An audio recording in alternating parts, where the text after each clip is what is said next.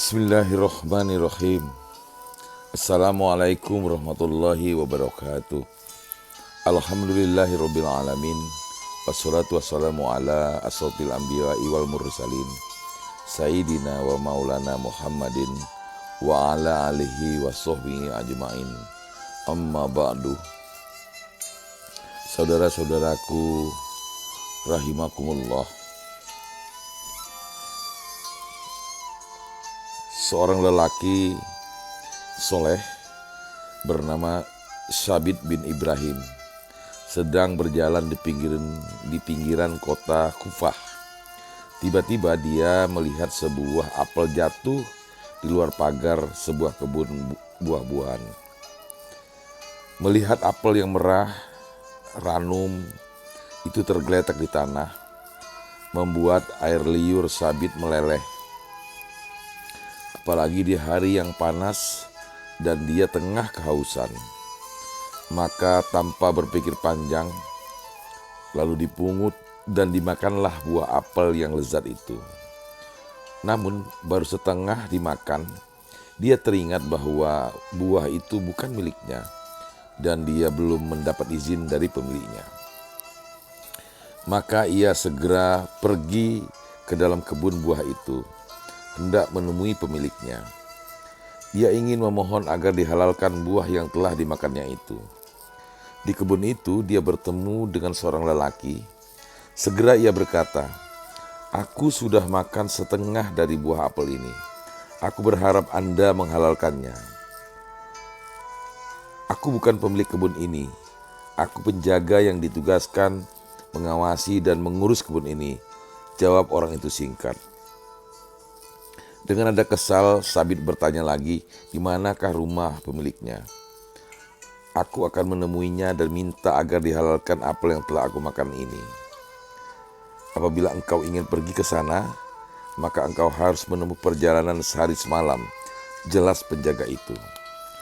Sabit bin Ibrahim bertekad akan pergi menemui si pemilik kebun itu. "Tidak mengapa, aku akan tetap pergi menemuinya meskipun rumahnya jauh. Aku telah memakan apel yang tidak halal bagiku karena tanpa izin pemiliknya.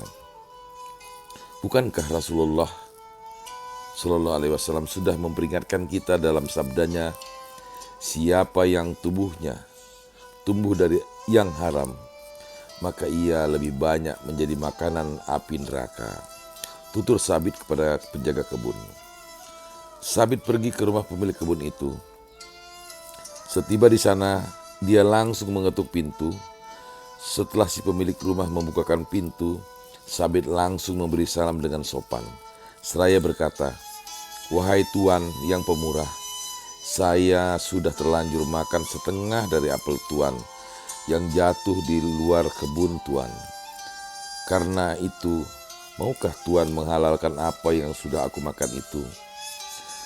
Lelaki tua yang ada di hadapan Sabit mengamatinya dengan cermat. Lalu tiba-tiba dia berkata, "Tidak, aku tidak akan menghalalkannya kecuali dengan satu syarat." Sabit merasa khawatir dengan syarat itu karena ia takut tidak dapat memenuhinya. "Apa syarat itu, Tuan?" tanya Sabit penasaran. Lalu orang itu pun menjawab, "Engkau harus menikahi putriku." Sabit pun tidak memahami apa maksud dan tujuan lelaki itu. Maka dia berkata, "Apakah hanya karena aku makan setengah buah apelmu yang keluar dari kebunmu, aku harus menikahi putrimu?" Namun pemilik kebun itu tidak memedulikan pertanyaan Sabit. Ia malah menambahkan, "Sebelum pernikahan dimulai, engkau harus tahu dulu kekurangan-kekurangan putriku itu. Dia wanita yang buta, bisu dan tuli. Lebih dari itu, ia juga wanita yang lumpuh." Sabit amat terkejut dengan keterangan si pemilik kebun itu. Dia berpikir dalam hatinya, apakah perempuan seperti itu patut dia persunting sebagai istri, gara-gara setengah buah apel yang dimakannya tidak dihalalkan oleh pemiliknya. Kemudian pemilik kebun itu menambahkan lagi, "Selain daripada syarat itu, Aku tidak menghalalkan apa yang telah kau makan. Namun Sabit kemudian menjawab dengan mantap, aku akan menerima pinangannya dan menikahinya. Aku telah bertekad akan mengadakan transaksi dengan Allah Rabbul Alamin. Untuk itu, aku akan memenuhi kewajiban-kewajiban dan hak-hakku kepadanya. Karena aku amat berharap Allah selalu meridhoiku dan mudah-mudahan aku dapat meningkatkan kebaikan-kebaikanku di sisi Allah. Maka pernikahan pun dilaksanakan. Pemilik kebun itu menghadirkan 2 saksi dalam pernikahan mereka. Setelah prosesi pernikahan selesai, Sabit dipersilakan masuk menemui istrinya. Sewaktu Sabit hendak masuk ke kamar pengantin, dia berpikir akan tetap mengucapkan salam walaupun istrinya tuli dan bisu. Karena bukankah malaikat Allah yang berkeliaran dalam rumahnya tentu tidak tuli dan juga tidak bisu. Maka ia pun mengucapkan salam, Assalamualaikum. Tak disangka sama sekali, ternyata wanita yang ada di hadapannya dan kini resmi jadi istrinya itu menjawab salamnya dengan baik. Ketika Sabit masuk hendak menghampiri wanita itu, dia mengulurkan tangan untuk menyambut tangannya. Sekali lagi, Sabit terkejut karena wanita yang kini menjadi istrinya itu menyambut uluran tangannya. Sabit sempat terhentak menyaksikan kenyataan ini. Kata ayahnya, dia wanita tuli dan bisu, tetapi ternyata dia menyambut salamnya dengan baik. Jika demikian berarti wanita yang ada di hadapanku ini dapat mendengar dan tidak bisu. Ayahnya juga mengatakan bahwa dia buta dan lumpuh, tetapi ternyata dia menyambut kedatanganku dengan ramah dan mengulurkan tangan dengan mesra pula, kata Sabit dalam hati. Sabit berpikir, mengapa ayahnya menyampaikan hal-hal yang bertentangan dengan yang sebenarnya. Setelah Sabit duduk di samping istrinya, dia bertanya, ayahmu mengatakan kepadaku bahwa engkau buta. Mengapa dia katakan itu? Lalu dijawab oleh wanita itu, ayahku benar karena aku tidak pernah melihat apa-apa yang diharamkan oleh Allah. Ayahmu juga mengatakan bahwa engkau tuli. Kenapa dia mengatakan itu? Ayahku benar karena aku tidak pernah mau mendengar berita dan cerita orang yang tidak diridhoi Allah. Jawab wanita itu. Apakah ayahku juga mengatakan kepadamu bahwa aku bisu dan lumpuh? Tanya wanita itu kepada Sabit yang kini sah menjadi suaminya.